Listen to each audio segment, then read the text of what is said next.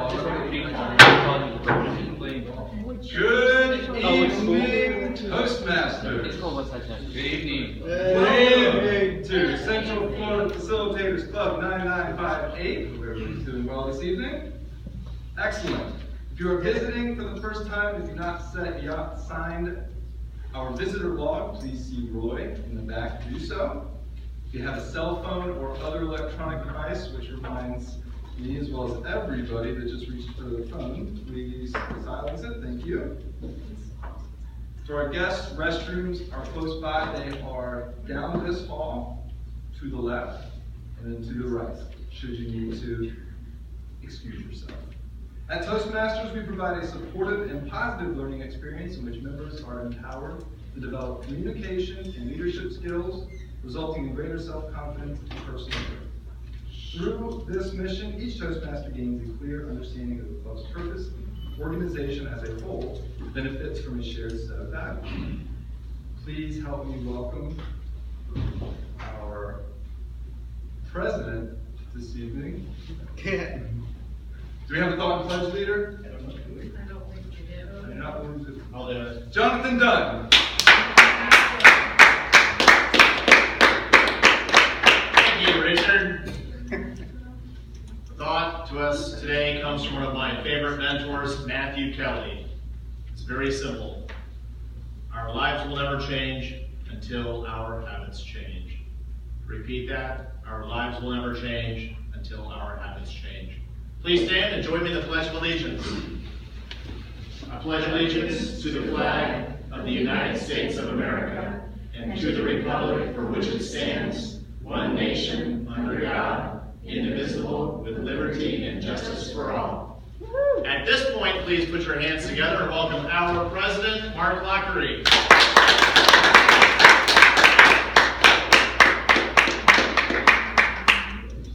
Thanks for stepping into that TBD position, Jonathan. You're welcome. I have 4 quick items to go over on the business agenda, but first I'd like to recognize a couple guests that I see out in the sea of attendees tonight. First is Samuel. I think you've been here once before, but if you could just stand up and reintroduce yourself, we'd love to hear from you. Hi, hello everyone. Good evening. My name is Samuel, and I'm a member of Winter Park Toastmasters. And I came last week, if you didn't see me, to do a speech contest. Had a lot of fun, and I left feeling really good. So I said I'm going to come back next week, and so here I am. Thank you for having me. Good. Glad to hear that.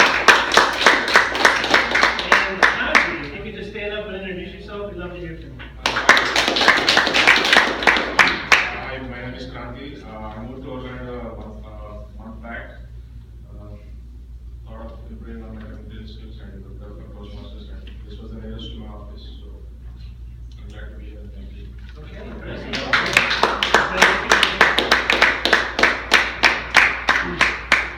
Next, also, to get your DTM obviously is a great milestone in Toastmasters, but before you get to that, there's other smaller milestones that we accomplished. The first of which is our Competent Communicator badge. And tonight, I'm going to present the Competent Communicator badge to Emma Hancock, who recently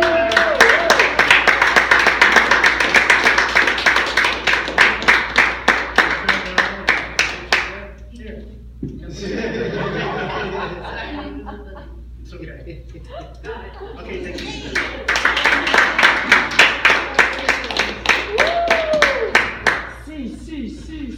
As Samuel mentioned, we're in the middle of contest season, and the area contest is this Saturday at 1:30 p.m. at the West Branch Seminole County Library Alpha Fun Club. Toni, I believe, is still looking for volunteers. Yes. So if anybody would like to contribute, please reach out to Toni. Did you have anything else you want to speak on that real quick, Toni, or are we okay for now? Well, I would like to know who's coming. Okay. Susan's got a job, Charlie's speaking, John's speaking, Emma's helping me, Stephen, I can't be. you can't do anything, you can help set up the room? The chairs and the tables are at the back of the room, there's nothing set up. I may be late and have to leave early. I can help. Okay, set up. Can you do that? Thanks, Kristen. Roy, you gonna do things? All right, well, thank you. Sarah, bring the kids. When is this? Saturday afternoon. We'll put up the work. Oh, yeah, gymnastics. Oh.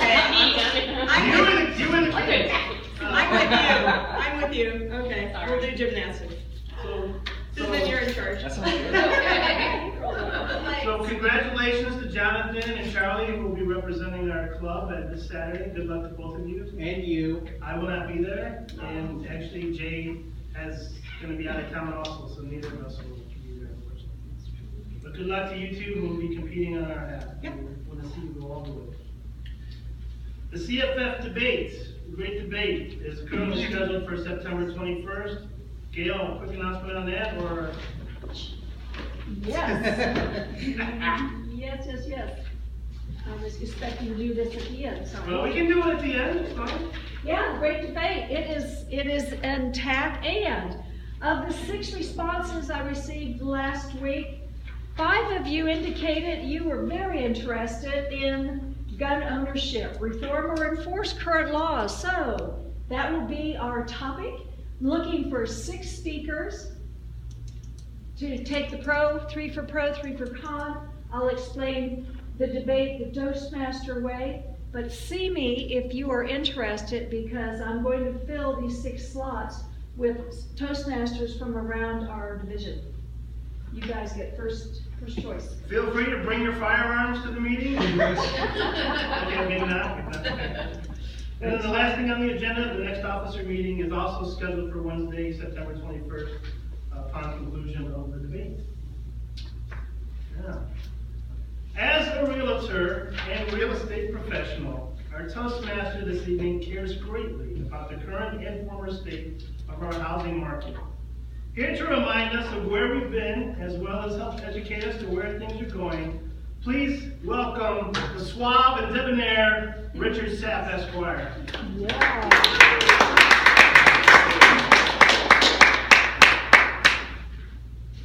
I italicized and underlined suave and debonair on my intro. Make sure we get it. That's not true.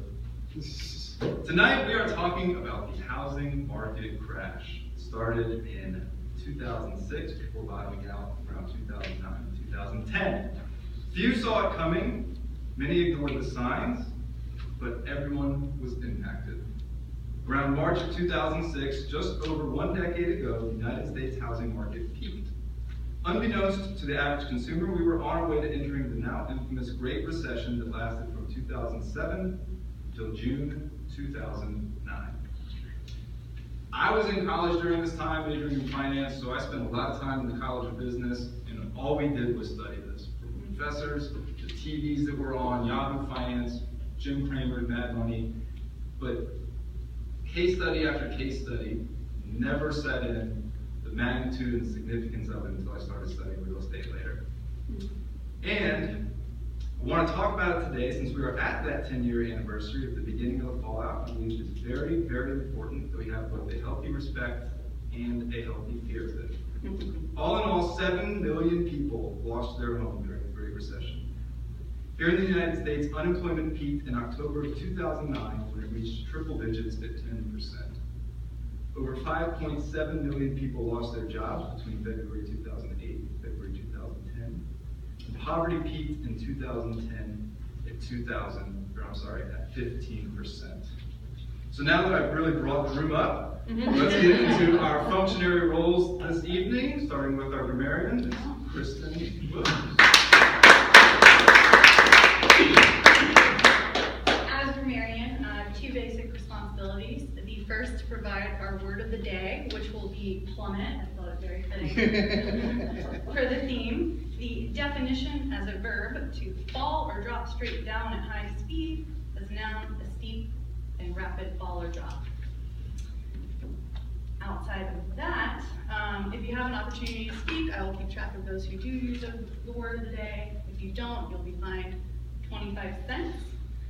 Guests and members who have not given their icebreaker speech will not be fined. And I'll also listen for colloquial imagery and use of exceptional vocabulary and grammar and report on that at the end of the meeting. Come up, our counter.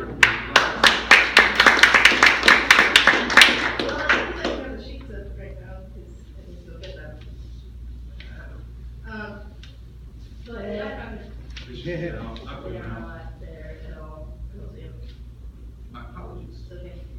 The outcome counts the odds of the errors, the blanks, the no's, the so's, and another question which is to repeat some of what's like that. or more of it. That's I tend to do. The fact that it is usually 10 cents for each infraction. And usually people use the buzzer, I do not, so nobody will be getting buzzed. Normally this would say that I would use the buzzer in every infraction, except people have not needed their CC and or have not done their thing.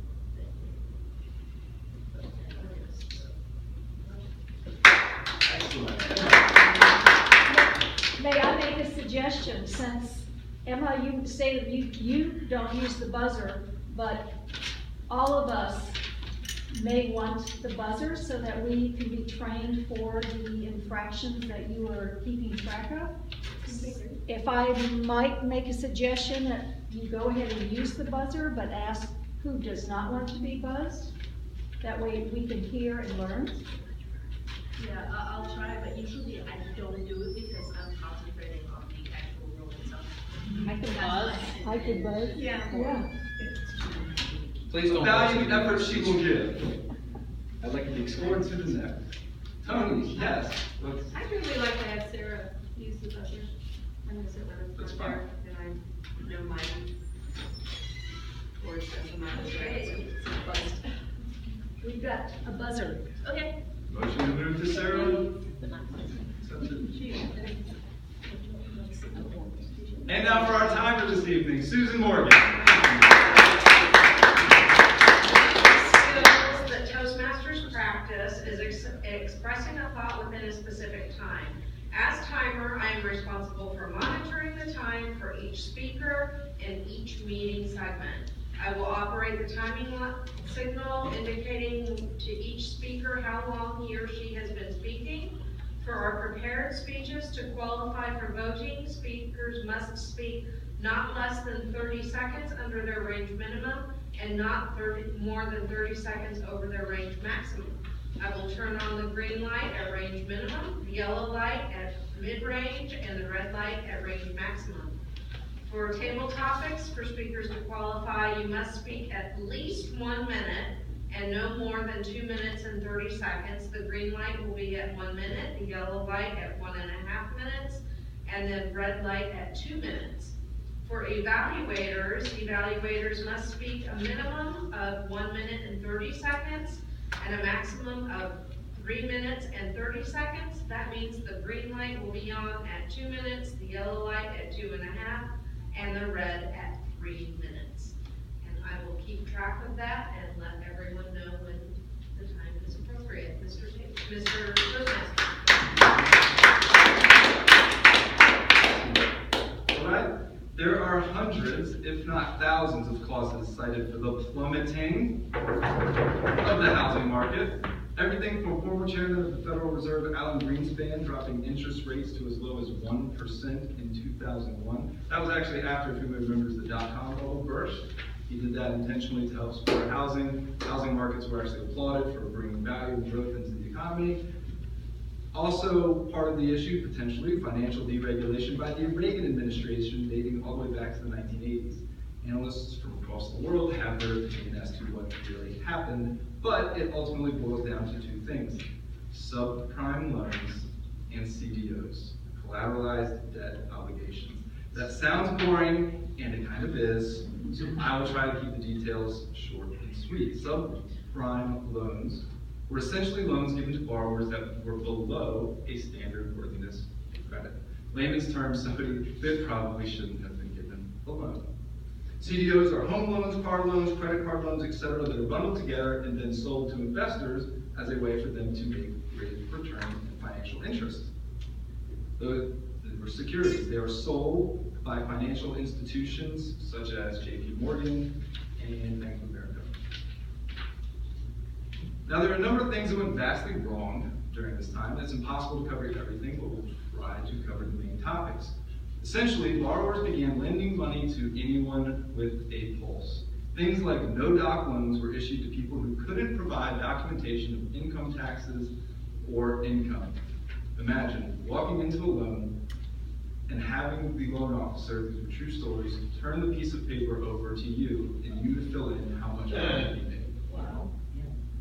Lenders issued adjustable rate mortgages that rose far over what the borrower could afford. Interest-only loans left the balance the borrower owed unchanged. So imagine spending thousands of dollars a month on your home, only for you to turn around and still owe the exact same amount.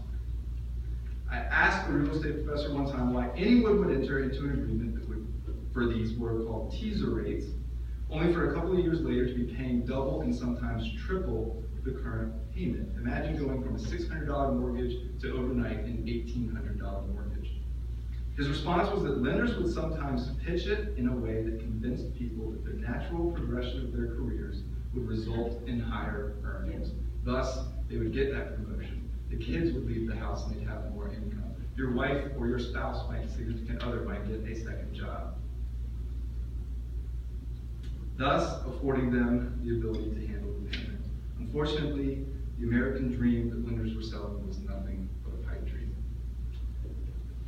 Now, let's get into our first prepared speech of the evening. After starting Toastmasters in 2011 and making it halfway through the Competent Communicator Manual, before having to take a 5-year hiatus due to time restraints, our next Toastmaster decided to start from scratch after rejoining in 2015. Come hell or high water, he vows to finally complete the Competent Communicator after all these years within the next 60 days. Here to present speech 8 of 10 True American Heroes, please welcome Jaye.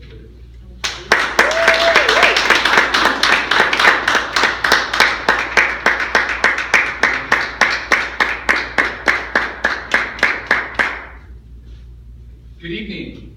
Good evening. While our competitive spirits, our love for country, and our infatuation with pure raw athleticism offer really compelling reasons to stay glued to the Olympics this summer, I really love the subplots, the underlying stories of each of these athletes and each of these heroes. Not only did these athletes overcome crazy odds to reach the very top of their game and compete on a global stage, they often overcame extreme adversity on their climb to the top. Many times these guys had the deck totally stacked against them from day one, oftentimes coming from war-stricken countries or growing up in extreme poverty. Take our beloved Simone Biles, Mark's favorite, Simone Biles, for example. Even Simone grew up with extremist circumstances. Her mother was an alcoholic, she was a drug addict, she was finally adopted by her grandparents at the age of 5. Within 10 years, she was competing on the global stage. A couple years later, raking home gold in the Olympics on the global stage. It's a truly amazing story. Or even a lesser profile guy like Ellen Iles, who competes on the U.S. men's rugby team. He also grew up in extreme poverty, and in our foster care until he was 7 years old, he remembers eating dog food just to fend off starvation. Later, 15 years later, he's competing on the national stage on the U.S. men's rugby team. Truly amazing stories, and there's literally hundreds, if not thousands of stories more inspiring than this across the entire world. But what about the stories of everyday Americans just trying to get by, just trying to make ends meet? What about the child who's grown up in poverty, wondering where his next meal is going to come from?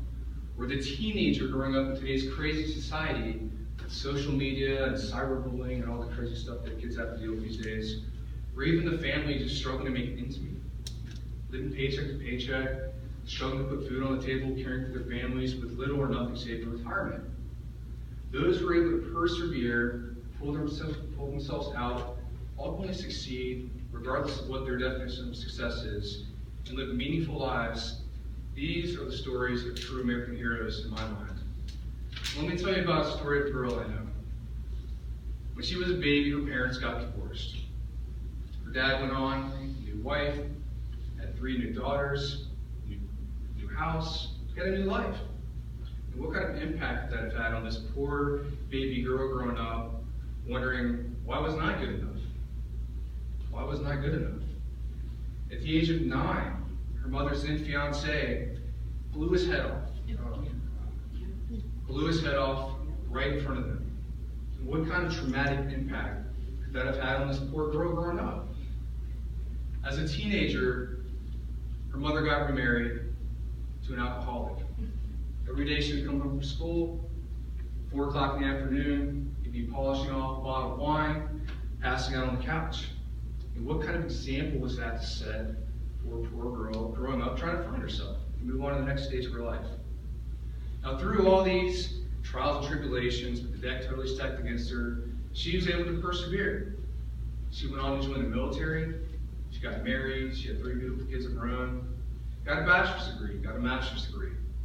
She was living the American dream. She had made it. 10 years into her marriage, she found out that her husband had been cheating on her. He then became mentally abusive and kind of sent her on a track into a downward spiral towards alcoholism, depression, fear, and anxiety. So instead of picking her up off the ground and working through their problems together, he kicked her while she was down. She lost everything. She lost her family, she lost her kids, she lost her house, she couldn't maintain a job. She ultimately found herself in and out of rehab, recovering from alcoholism. I remember spending time with her while she was down. And she had anger in her eyes, hatred in her eyes. Gave me blank stares. I mean, I felt bad for her. I hurt for her, prayed for her. And through it all, we don't speak much these days. But I'll tell you what, this woman is a true American hero. Through all of this, she had the will and the motivation to dig herself out of this hole again, persevere, and succeed in life. It would have been easy for her to just pack it up, move away, give up, run from her problems, live off the government, or even worse, end up in jail or end up dead. But she fought hard. She climbed her way back.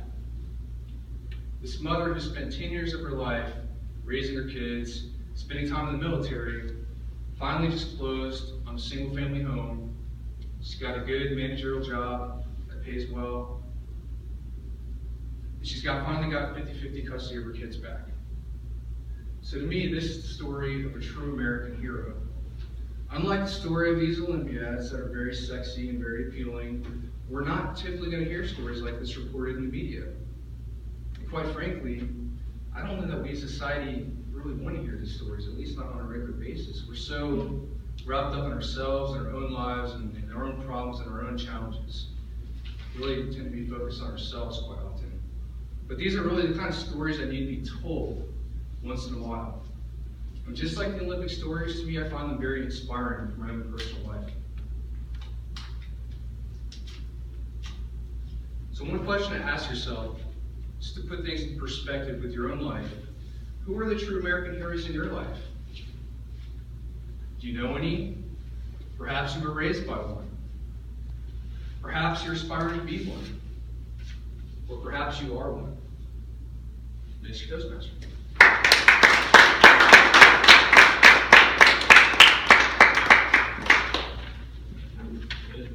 Excellent, very inspiring. Combine that with my housing talk, somebody should tell a joke.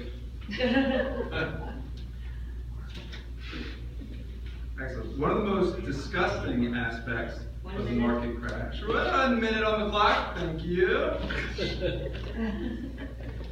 Just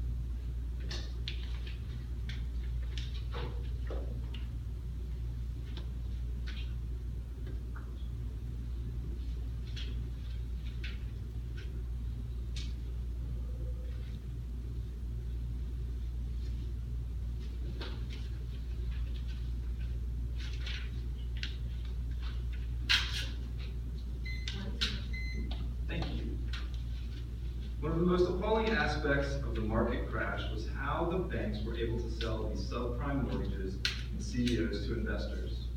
You might be thinking, who would buy a collection of subprime securities? Who would buy thousands of loans from people who can't afford them, expecting them to collect interest? Great question. Securities are given ratings. Those ratings come from rating agencies, Standard & Poor's, and Moody's. They rank from AAA, which are the most secure, AA, A, BBB ratings. What happened next may not surprise you, but it should disgust you. The financial institutions like JP Morgan, Bank of America, selling these CDOs were dependent on good ratings. Otherwise, who would knowingly buy junk loans? That said, big banks and financial institutions were the ones paying the rating companies for their services. Shouldn't take someone on Wall Street to tell you that is a conflict of interest. And exactly what happened is they were paid to give good ratings to their securities, which thus allowed the cycle to continue until eventually foreclosures set in and adjustable rate mortgages, well, adjusted. So how big was the actual loss? American household net worth lost $11 trillion, trillion with a T, in a year and a half from 2007 to 2009. In 2005, homeowners extracted a record $750 billion in home equity loans. That was another pouring gasoline on the fire, as people extracted a home equity loan from an overvalued home, foreclosed on the home, and then could not pay either their mortgage or their equity back. Those home equity loans, 2/3 went to personal consumption, home improvements, and credit card debt. The term for this is called shifting seats on the Titanic. In October of 2008, the Fed issued $700 billion in bailout money. The next day, it provided $900 billion in short-term loans to banks. Florida was actually one of the hardest hit states. We saw about 80% inflation rates in some cities like Tampa and Miami. 80%. Your home value was nearly double, but not actually. The Fed lent $1.3 billion. Oh, I am going right out of turn on that. Somebody should have stopped me. Let's get right into 1 minute, our second speech. The final crash did some serious damage and put many people in a place of dire uncertainty. Toni's financial advisor immediately advised to stop spending money on things that weren't absolutely necessary. He predicted at least 6 years of recovery and to mind her nickels and dimes. It's one thing to survive a financial crisis and another to survive a health crisis. What they have in common, however, is the lesson of how we manage our life in the face of uncertainty. Most of you know Toni's mother, May, who is a member of our club, and the roller coaster ride of health issues, some of them extremely serious, that she has experienced over the past decade. It's a little easier to give the speech today because her mom is doing fine playing poker again with the guys. Toni is speaking from the Basic Communication Manual Project 4, How to Say It. Speaking on the topic, coming from a place of love, of course, please welcome Toni Jones.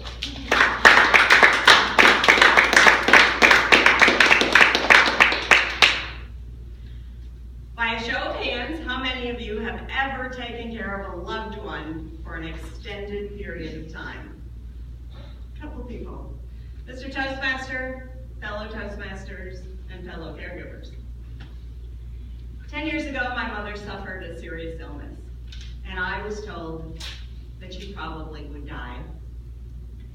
All 45 days of the hospitalization were like a nightmare. As you know, Mom didn't die.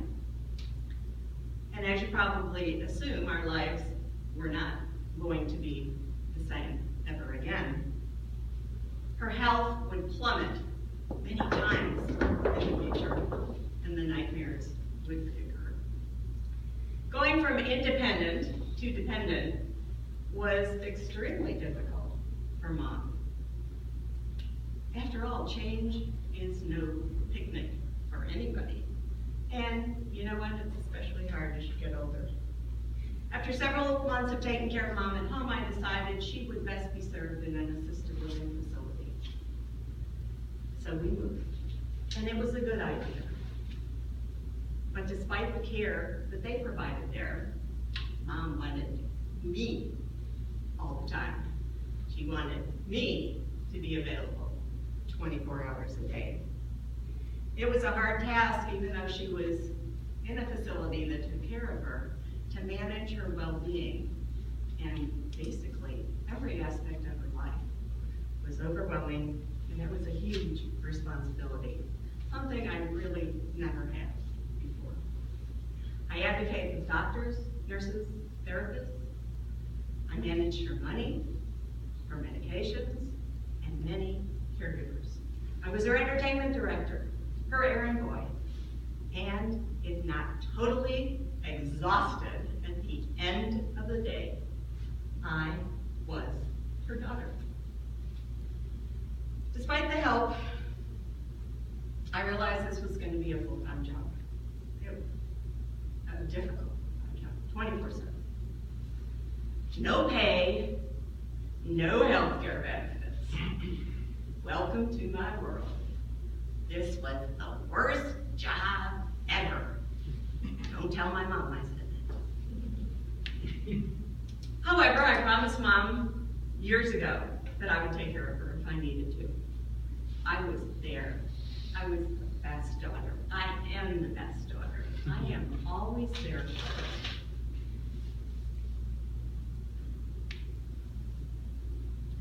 But she became a problem to me.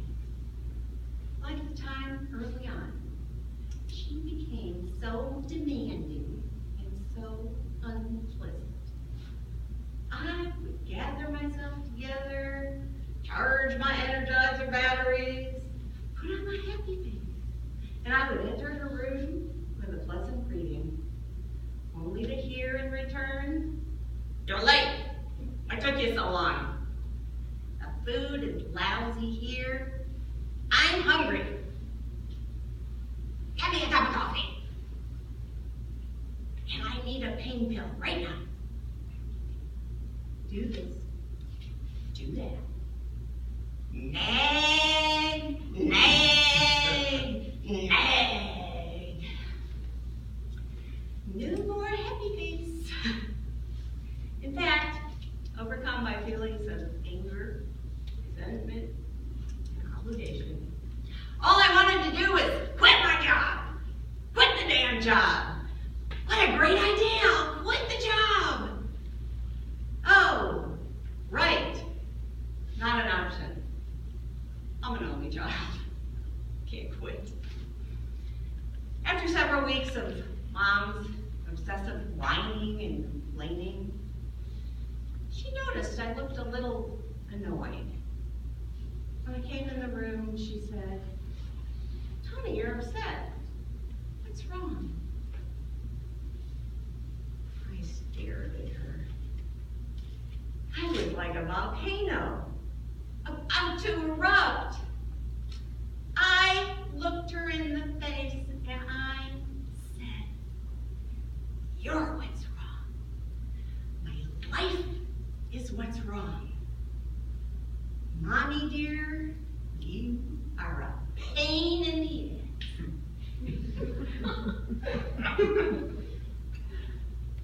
Oh, I think I said that out loud. Silence shook the walls of the room. She stared back at me. There was a long moment. And then she said, so sweetly, "I am a pain in the ass. You think I don't know that?"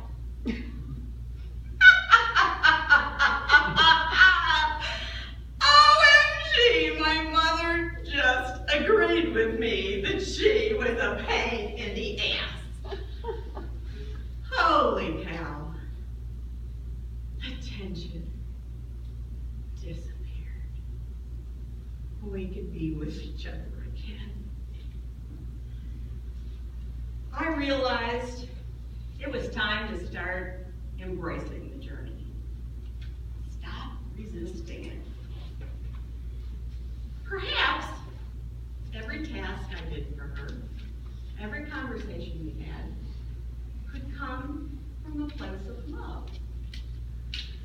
could give her teddy bear hugs. I could make her laugh. I could tell her over and over and over how much I loved her. She would love that. And when needed, I could tell her she was a pain in the ass. Coming from a place of love, of course. Did I mention Mom just celebrated her 99th birthday? Oh yeah, 99!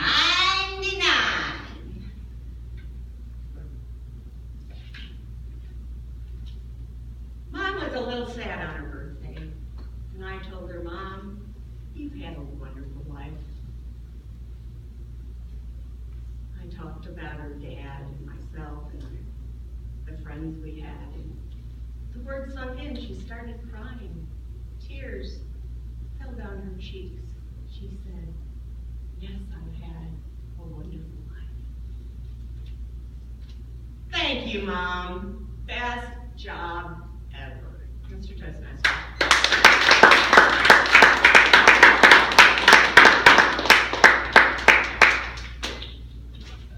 I reckon we have 1 minute. 1 minute.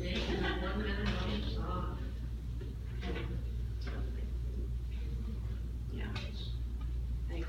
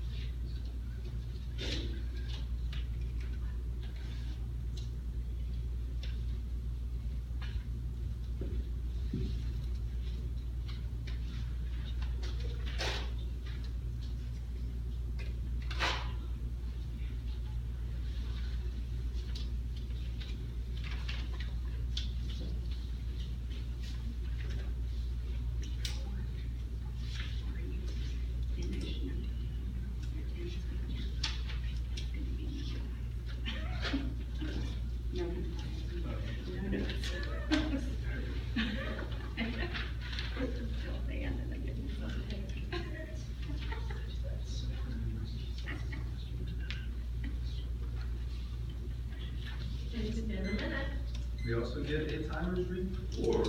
You certainly may. Roy's required time was 7 to 9 minutes. He made 6 minutes and 19 seconds, a little bit under his. So he does not qualify this evening. Toni, you were supposed to be 5 to 7 minutes, and you came in right at 7 minutes and 30 seconds. So you qualify barely. Mr. Toastmaster. Thank you also for bearing with me, Toni, as I wanted to jump into the content so badly. We'll jump right into table topics in that case. So, he's a beautiful man, both inside, but more importantly, outside. Please welcome our topics master for the evening, Charlie Bumblebee.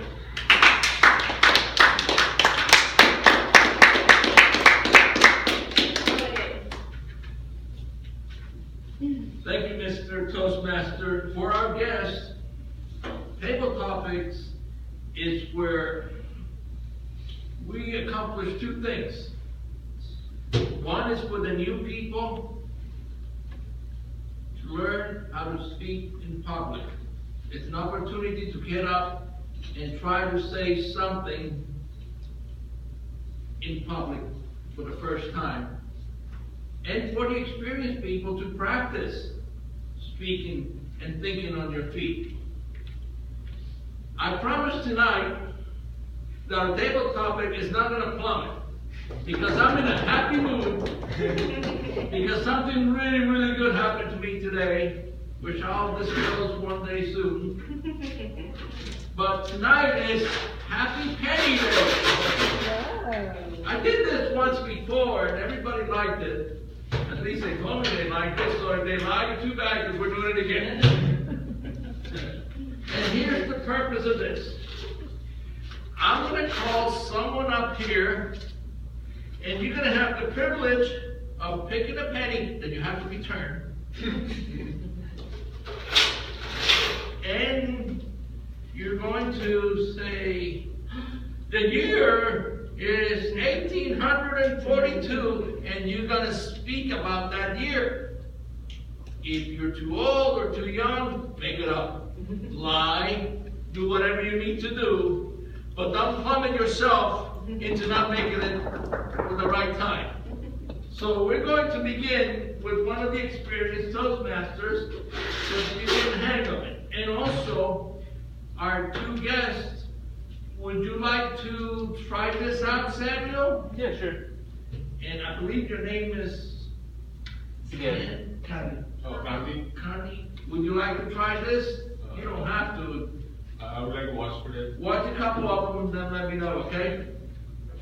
Okay. Let's start with someone that's always happy to come up here and talk. Emma! You got an award, so you get to go first. Make whatever, go like this and get whatever you go. And then put everything back except one.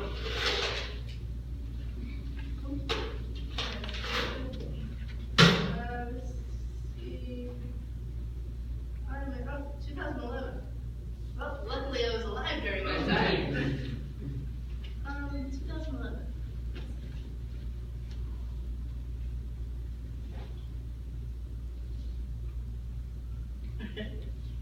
Trying to remember how old I was.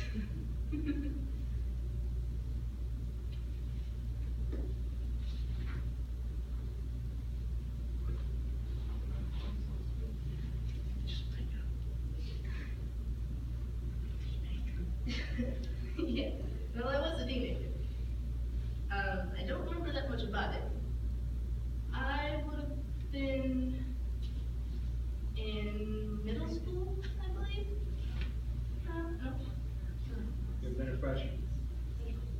Oh, yeah. Great, graduated in 2015. Numbers, not very good. I had just started high school. I got my first boyfriend around that time. I thought I screwed up majorly with him. Turns out he was the one that screwed up. Very funny.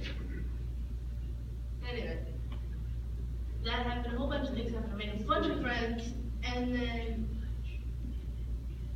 ended that year being okay, angry, because of the breakup, obviously. So I'm like, what the hell did I do wrong? I didn't do anything. He did.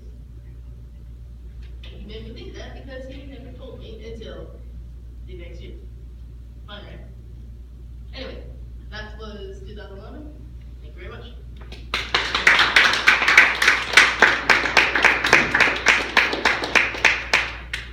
Okay, let's go with Mr. Dunn. I'm evaluating. I don't care.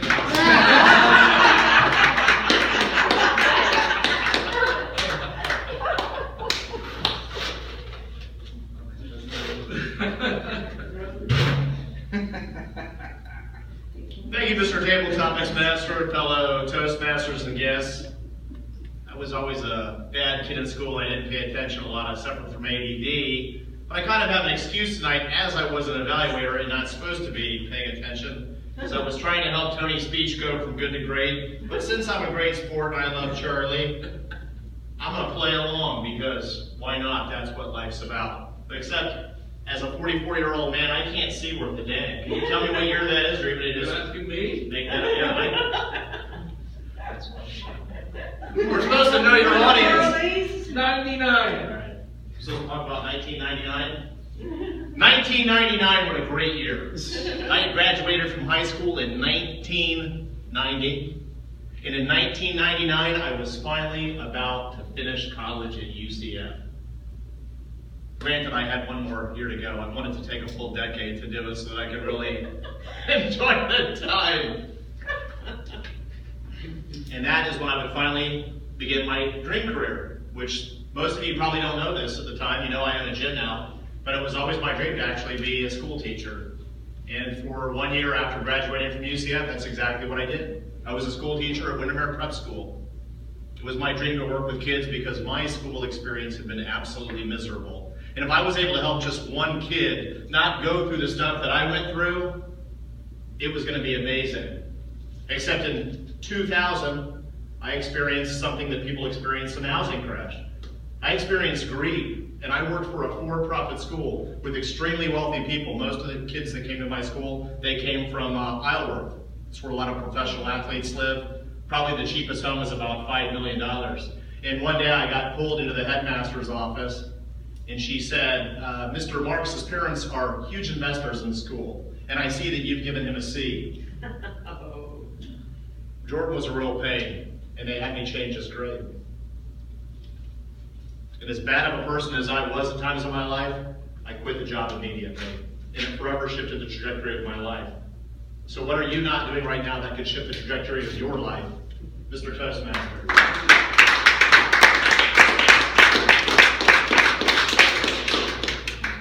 I know someone that really wants me to call them, so I'm going to do it. Kristen Williams! Oh, please come on.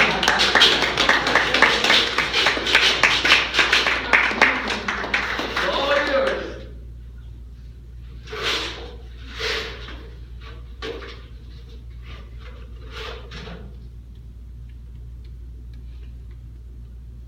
Thank you, Mr. Tabletop Master. So 1976. Let's talk about that year. I assume that this was the year we were getting out of like the disco studio. Was it Studio 64? 54. Exactly. So the Studio 64 disco, doing lines, heavy drug usage, bell bottoms. I feel like we were transitioning out, getting more into like the grunge metal. My favorite decade, the 80s, which I thought had a lot of really good music, although so did the 70s, however. Heard a lot about 76, but can't really relate to it because I was born in 86, 10 years later, so it is funny, isn't it? I know, age myself. I'm sure there was good music, good food, interesting clothes, a lot of high-waisted things, which are in fact making a comeback, high-waisted bell bottoms, in case you're wondering, especially on the women's side, you know what I'm talking about. Big hair, big shoes. It was a great year, Mr. Tabletop Master.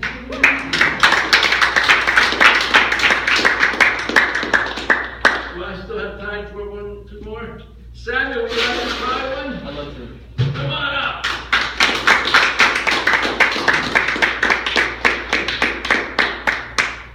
Thank you, Tabletop Master.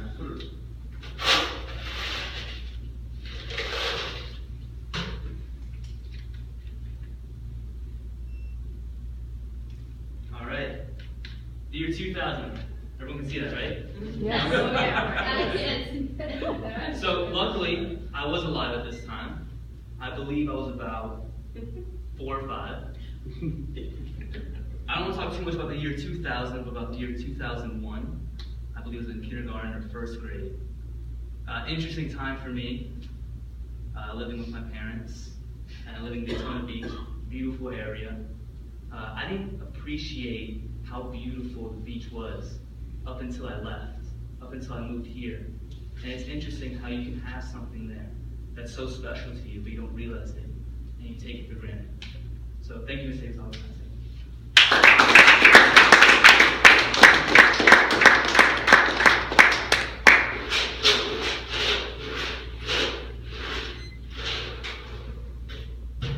How about Emma?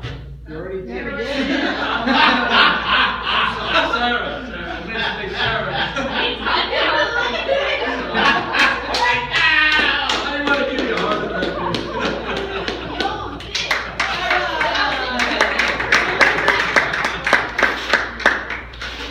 Sarah backwards.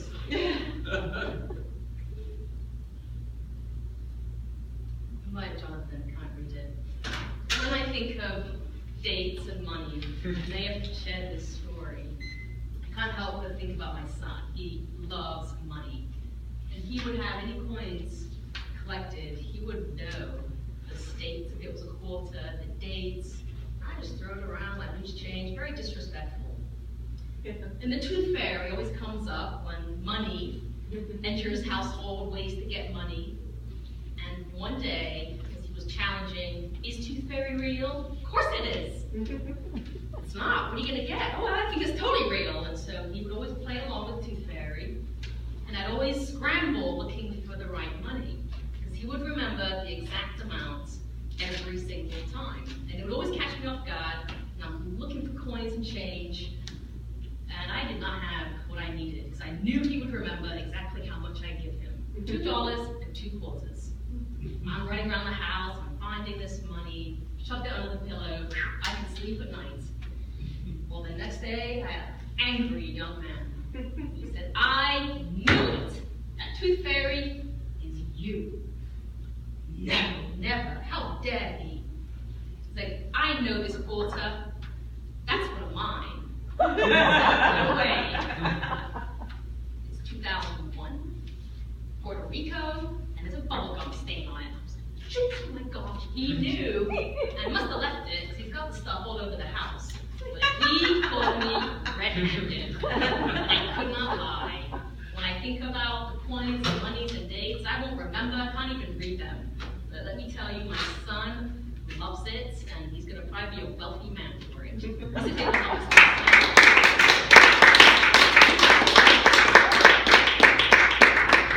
We have time for one more?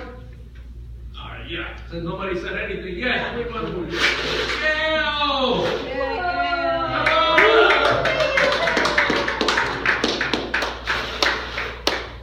Oh boy. I love money. All right, what do I have? Oh, this is quoted 19. I'll make it up. Looks like 55. Big blob right on the, looks like 55. Regardless, 1955. It was a great year. I was around. Yeah. I was a 50 kid. I was a baby boomer kid. Still am. 51 is when I was born, making 55 4. I lived in Biloxi, Mississippi. Why do I remember this? It's before my brain is obviously deteriorated or plummeted. Because at the age of 4, living in Biloxi, my father was stationed at the Biloxi Air Force Base there. I had my first crush. And his name was Bruce. I'll never forget this. We're all in the class. Quiet as can be. Why I did it at a quiet moment, I don't know. But I got up out of my seat and I quietly walked toward where Bruce was, leaned over, gave him a quick kiss, and ran back to my seat. Everybody turned and looked. This was supposed to be a private moment. 1955, Biloxi, Mississippi, and Bruce. Mr.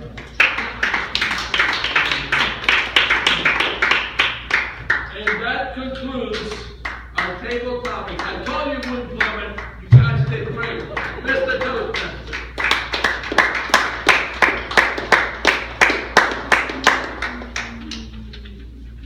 Get a timer's report this Susan Morgan. You may have a timer's report. We only have one person who plummeted, but that's okay. We had Emma, 2011. She was a teenager for 1 minute and 41 seconds. Jonathan Dunn, 1999 for 2 minutes and 17 seconds. He qualifies. Kristen, 1976 for 1 minute and 3 seconds. She qualifies. Samuel, 2000, you only spoke for 37 seconds, so you don't qualify this evening, sorry. Sarah spoke about the Tooth Fairy for 1 minute and 44 seconds. She qualifies. And Gail, about 1955 for 1 minute and 29 seconds. So everyone except Samuel is able to be voted for.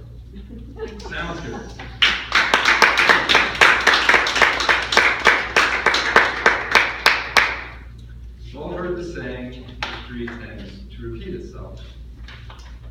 As a realtor, I get emails all the time from solicitations from lenders, title companies, et cetera, et cetera. The ironic thing about this topic was that as I was preparing it, I received an email from a lender. I don't know who it is, but the content of it was extremely alarming.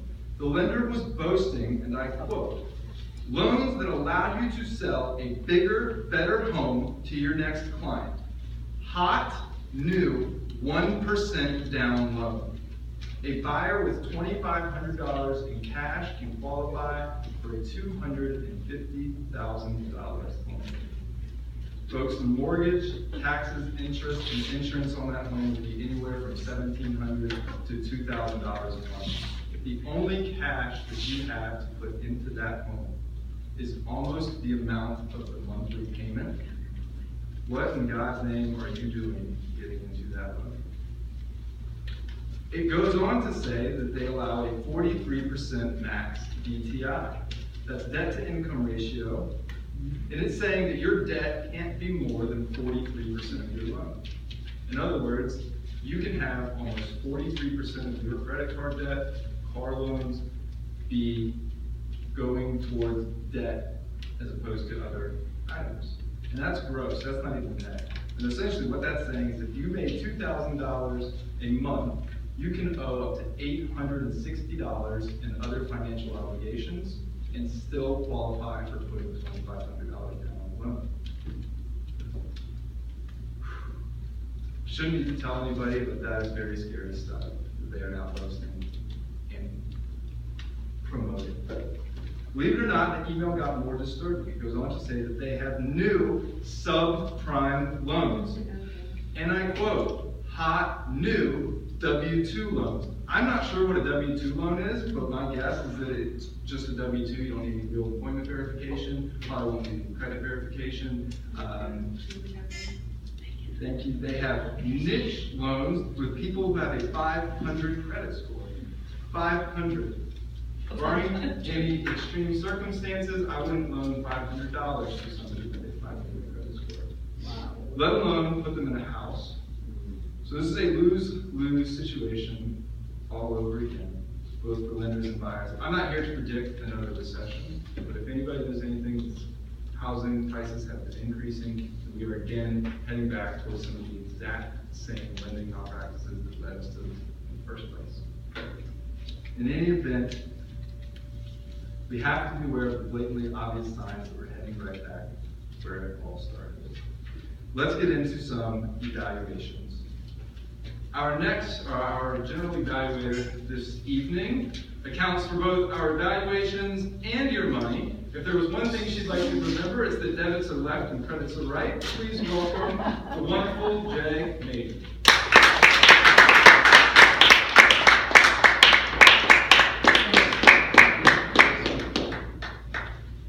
And as long as all the money goes in my bank account, we're cool, guys. Okay, my job tonight as your general evaluator, number one is going to be to introduce our evaluators. And the main part of my job tonight will be, as we get to the close, to give an evaluation of our meeting and what happened tonight, and maybe give some suggestions for some improvement. That's the learning portion, where we help each other to learn what was good as what the evaluators are going to do for the speakers tonight. So without further ado, let me introduce our first evaluator. Stephen first joined Toastmasters in 1997. Since then, he has come to realize that although Toastmasters International emphasizes communication and leadership, the true core values at the heart of Toastmasters' spirit are encouragement and support for mutual growth. Please welcome Advanced Toastmaster Gold, Stephen Morgan.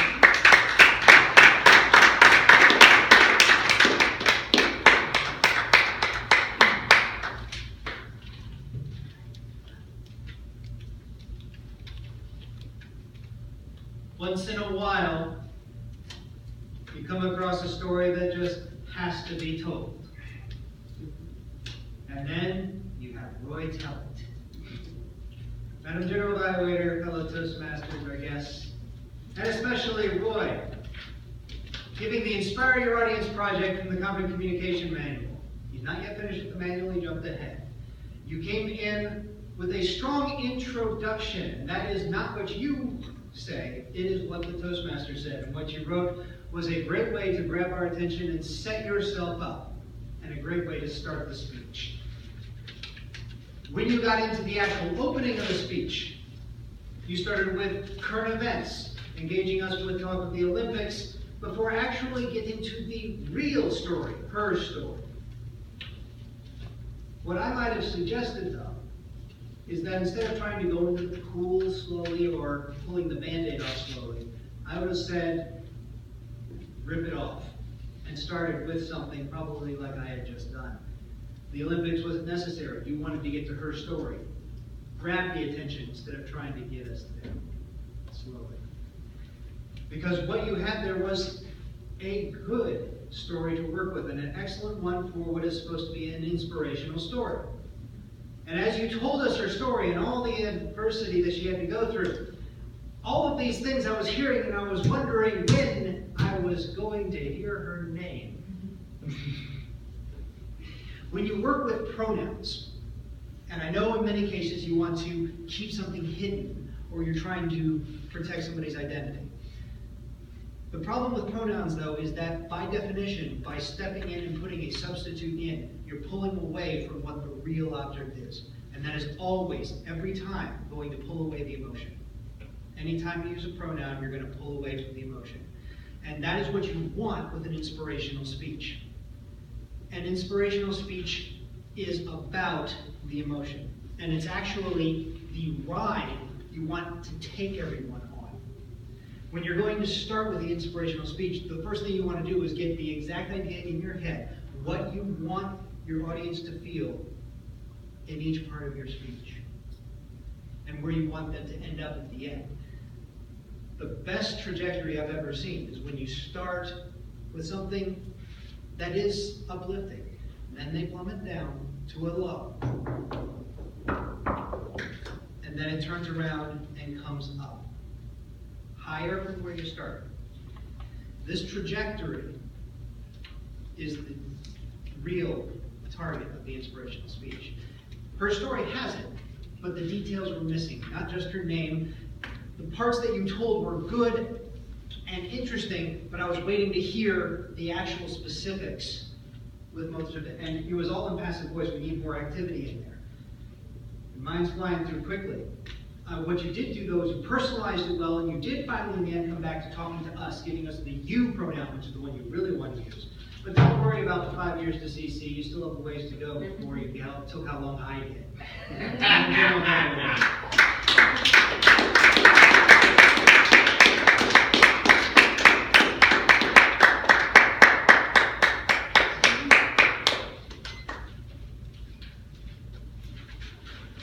Now for our second evaluator. Like the housing market crash of '07, our second evaluator is practicing his skills this week so he doesn't crash. Here to evaluate the speech of Toni Giddles, please welcome Jonathan Dunn.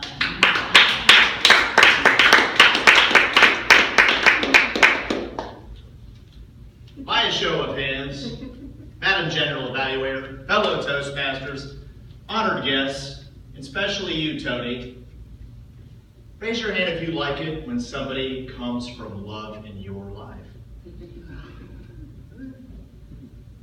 Toni, tonight, I'm going to come from love because love is the only power in the universe that can raise things up. Coming from fear causes things to plummet. And we're going to use love, and we're going to use a focus on the 3 necessary ingredients of every speech to take that speech, which I know comes from your heart, from a very good place, to a place of pure excellence. We're going to start with a structure. Toni, you asked us a question. It's a fantastic technique to get us immediately engaged. something that should be the goal of every speech. And as you got into your story, you told us how your journey as a caregiver began. It was really wonderful, and you really were emotional in that part. I absolutely loved Toni's ending. Toni really got warmed up as her speech went on, but what made the ending of her speech so good, and she told me privately that she didn't even get to use her real ending, her voice was really matching the story. You could tell as she was telling us what was going on that she was seeing those same images in her head. And emotion is what will move people as a speaker. What you could have done better in that part, though. Earlier, Roy talked about Simone Biles. She has this amazing ability to just stick her landings. So, Toni, I want to focus in on how you can stick your beginnings. By a show of hands. Big, huge pause, because you're getting ready to tell us something deep. Who here has been a caregiver? My story begins 10 years ago when I got that dreaded call in the middle of the night. Just spice it up. Content. Second part we're going to focus in on this evening. I want you to think of an acronym for your content. And I'm going to use the acronym ICE. Your imagery and your content were excellent, which happened to be two objectives of this project. Now, what you could have done better in your content, I want you to think of the acronym IC. Imagery, content, excellent. But you had a lot of abilities in that speech to use one of my favorite words, you. Have you ever gotten a call in the middle of the night? Have you ever had to care for someone that was 99? Pull us in, make us feel your pain. And that brings us to delivery. Nag, nag, nag. It was one of your best lines. You said it, we felt it, your verbals showed it. You had a very professional appearance. But one thing, Toni, that I want you to improve on. Watch. I want to see your face. Toni, thank you for coming from love. Life is about love. Madam General Evaluator.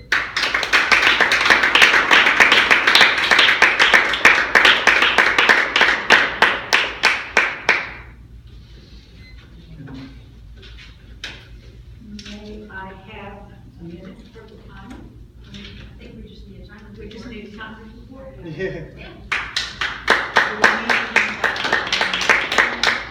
Yeah, we voting. Stephen was 3 minutes and 26 seconds, and Jonathan was 3 minutes and 25 seconds. So they both qualified, just barely. All right.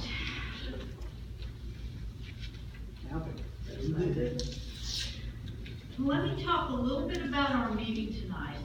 I think we had an amazingly good meeting. I think one of the best ones we've had in a while. I love it. We started on time. Everything moved along really good. To me, the best parts were seeing some of our newer members stepping up. You did a fabulous job as Toastmaster. This is the first time you've been Toastmaster. I love it. You kept the meeting moving, kept us going, and it was an interesting topic that I believe everybody in the room can really, really relate to. And no matter what time it is, yes, we're pretty much out of the big problems now, but we've all had to deal with it. So I really was glad that you stepped up, and it was a topic that you know well as well. And Roy, he's had other speeches, but I'm always happy to see the newer members come in with such a strong speech. Loved your speech, loved the point of your speech. I would like to see it refined and see you do that speech again. I agree with a lot of the comments that Stephen had to say, but the point really hit home for me with some of the things I've seen in my lifetime as well. And probably I'm not the only one in the room. So I am so happy to see that. Our table topics master, Charlie, what a fabulous idea. The pennies, I just love that. I may have to borrow that from you sometime, because it makes it easy to prepare. And then nobody knows what they're gonna get, and they have to get out of their comfort zone to come up with something. So I thought that was the coolest idea. I've never seen that before. So thank you for doing that. The point is, some good ideas, some new ideas coming in, some ways that we can do things, and seeing our newer members step up instead of the same people over and over standing in front up here in the podium running things. So that I'm so glad, and I would love to see Roy be Toastmaster. I'd like to see Kristen be Toastmaster. Every one of you guys that haven't been Toastmaster for a while. And that includes you, Sarah. So that's really what I wanted to say tonight, is to point out some of the fresh things that I saw. And I thank you all, and thank you evaluators for such great evaluations and great points. And now I guess, pardon me? Functionary Oh, reports. the functionaries. Now it's time for our functionaries. Who wants to go first? Let's do grammarian. Oh, goody. No? Okay. No, we can, I've got it. We're good.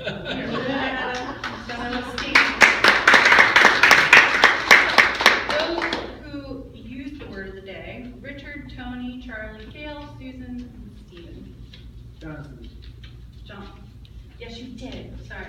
Thank you. As far as colorful phrasing and interesting words, I appreciated Roy, the use of extraneous, persevere, and polish off. Toni, you had a lot of good ones in there, so I'll highlight like a volcano about to erupt. I think my favorite was silence shook the walls. That was good. Richard, shifting seats on the Titanic, although it read like shifting. Charlie, happy penny day. Jonathan, as a 44-year-old man, I can't see where the damn that made me laugh. Sarah, would you say caught me red-handed? That is all. And Emma. Yes.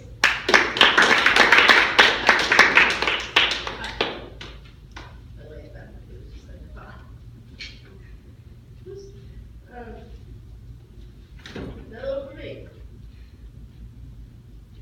Today I didn't catch all that much. I was concentrating on the things about the same. I gave you that. I gave my things. What I caught was mostly odds and ends. I caught 2 from Richard. Caught 4 or 5 from me. I only counted 2, but I have them here. Kristen, I caught quite a bit, but okay. Mom, you got 1. Jaye, you got a couple of unknowns. And a couple little touches.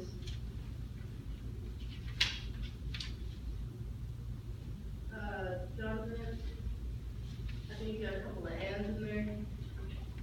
And that's all I got.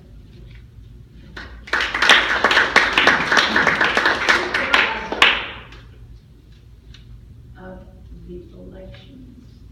Yeah, elections. They don't have to say it. Most improved. Most improved. Let's vote for most improved. Yeah,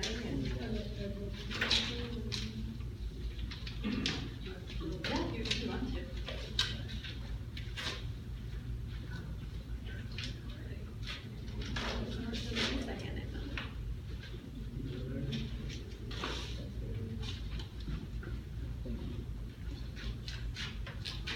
Here you go.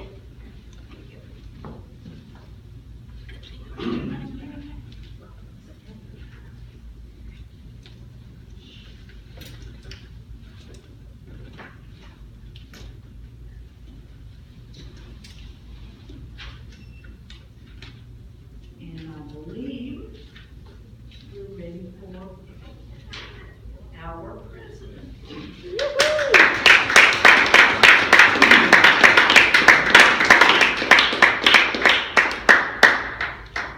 Thank you, Jay. Just to echo the sentiments, what a lovely meeting we had tonight.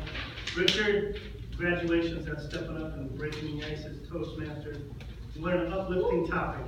2006 was actually the year of my second divorce, so a way to bring back those news. But other than that, it was a great meeting.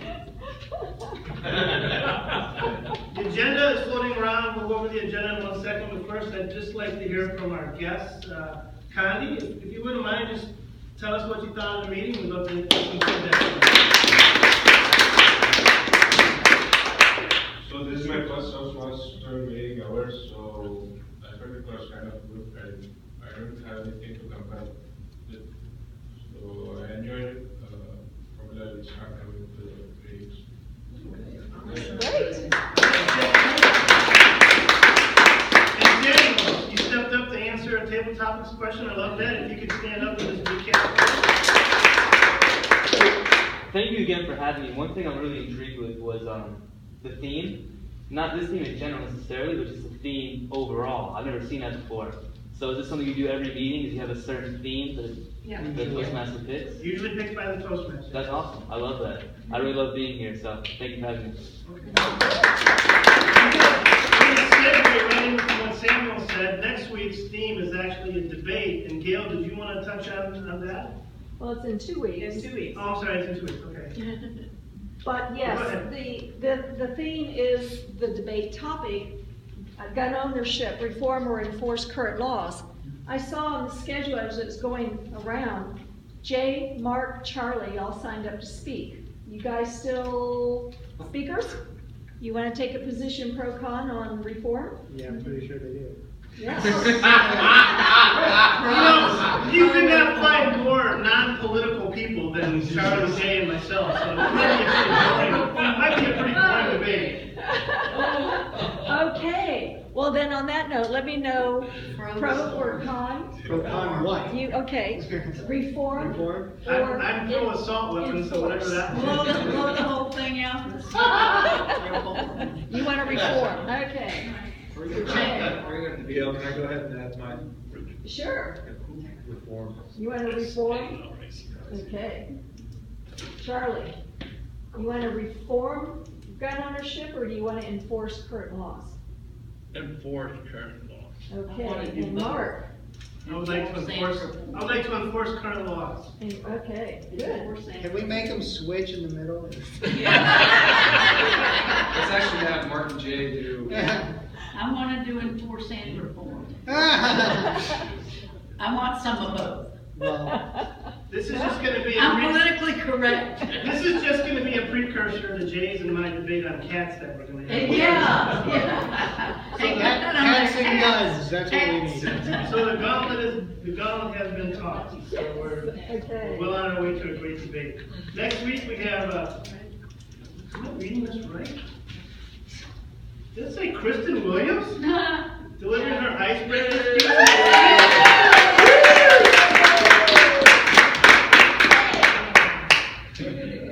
Charlie is also listed as a speaker, as well as Sarah. Toastmaster will be Stephen Morgan. Thought and pledge will be Jaye. Table topics is Jessica. General Evaluator Richard Sapp.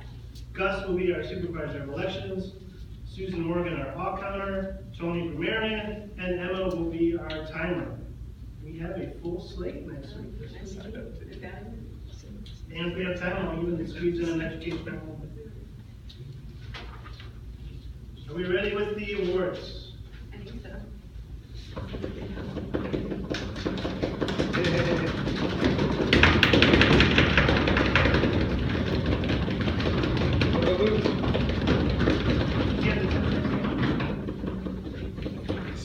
There was more time. Yeah.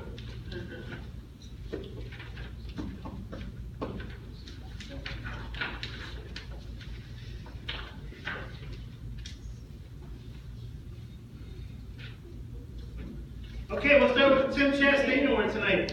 While the ink is still drying. This award is given to an outstanding member of the club, contributed to the overall success of the meeting. I can't think of a more upbeat and uplifting person to give this award to tonight than the man who he stepped up to be our Toastmaster and deliver such a great meeting, Mr. Richard Sack.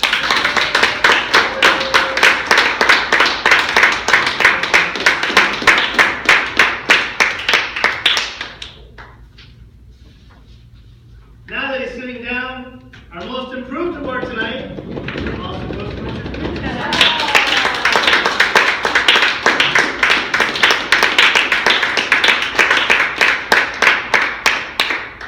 Best Table Topics Award tonight.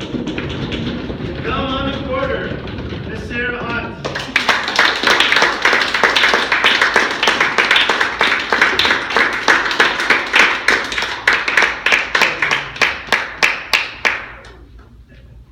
Our Best Evaluator Award this evening, Stephen Morgan.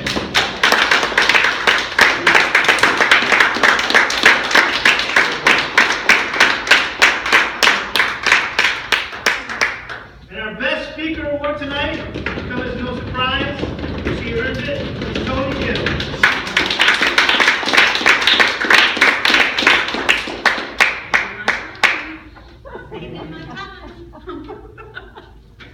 Anybody have any announcements they would like to say before we close the meeting? Yes. I have one. I'm helping start a new club in Lake Mary. They are going to be meeting on Wednesdays from 11:30 to 12:30. I'm looking for people to assist me with the demonstration meeting. So we'll have a speaker, an evaluator, some table topics, and I'm putting it all together now. It will either be on the 21st or the 28th, so I'm waiting to hear back. So if any of those dates work for you and you'd like to participate and see a brand new club, start to charter, it's kind of an exciting. I'm sorry, what time was that? It'll be a Wednesday, and it'll either be in 2 weeks or 3 weeks, 21st or the 28th, and it will be from 11:30 to 12:30. And I will need to know ahead of time, it's a corporate club and there are security issues, so I have to let them know all the names of the people. Gail? If it's the 28th, I'll help you. I won't on the Okay, 21st. all right. because of the debate. I'll send an email. I'll send an email around. I should know by I tomorrow. don't think you'll have any problem getting volunteers to help, so we'll. That's great. You're welcome. And you know what? I still need a test speaker for the contest. Anybody want to give a speech? Kristen, you wanna give your icebreaker? Don't anyone answer that right at the moment. No? What? Because you have contestants in the room. Oh, you're right. Never mind. You can't be a test speaker. You're gonna go outside the club. No, you don't have to go outside the club, just don't let it be known. Yes, Susan. I'm coaching a club up in Lake Mary, as well as Tim Ricky is coaching it with me. And we just lost our place to meet. Called ITT. ITT. Yes, it was at ITT Tech. So they just closed down and we are looking for a new place in Lake Mary, Monday nights at 6:30 to 7:30. If anyone knows of a place up there that I can go in and speak to them and see if we can get a place, that would be awesome. Just keep that in mind. Thank you. Yes, Gail. And in Division D, Area 41 is having their contest at the Mayflower on Sunday, September 28th. We're in really good shape, but we do need judges and we do need a couple of the functionaries. Sunday, 28th, from 3 p.m. till about 6 p.m. if anybody has an open Sunday. Sunday, no, Sunday's not the 28th. About 25th. 25th, yeah. 25th. Okay, thanks, Gail. Anything else? Never mind, it's already almost up, and I think you had to RSVP for it. Yes, Jaye. Remember, our dues are due this month for the upcoming 6 months. For any of those who have not provided a check or gone online and paid, your treasurer is here. Okay, thank you. Charlie. Excuse me, is this a democratic meeting here? My name keeps showing up on all these speakers and I haven't done anything. But I'll do it. What are you talking about? Speak English on the teams. Okay, with nothing else, meeting adjourned.